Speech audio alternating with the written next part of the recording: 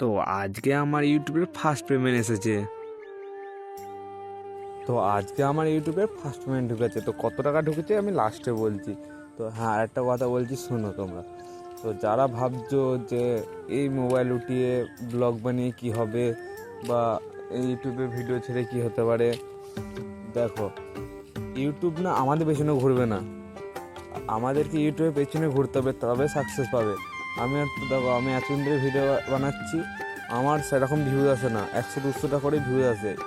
100-200 জনকে, তুমি 50 জনকে যদি সামনে দেখো না, তাহলে তুমি যখন বলবে যে এতজন আমাকে ভালোবাসে। 50 জন মানে অনেক, বহু, আবার 200, 100, 100-200 জন যখন সামনে দেখবে না, সামনে যখন দেখবে তখন বলবে যে 200-100 লোক আমার কাছে প্রচুর, কারণ কি সামনে দেখলে বলবে এতজন আমাকে পছন্দ করে, এটাই বলবে, আর কিছুই না।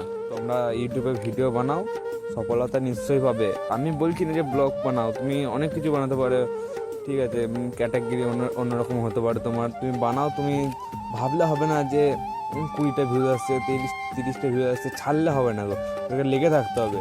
যে হ্যাঁ, একটা জিদ ধরে নিতে হবে যে হ্যাঁ, আমি ইউটিউবার হব, বা আমি ইউটিউবার না হতেও পারলেও আমি রেগুলার ভিডিও ছাড়বো। এইটা করতে থাকো, একদিন নিশ্চয়ই সফলতা হবে, চিন্তা নেই।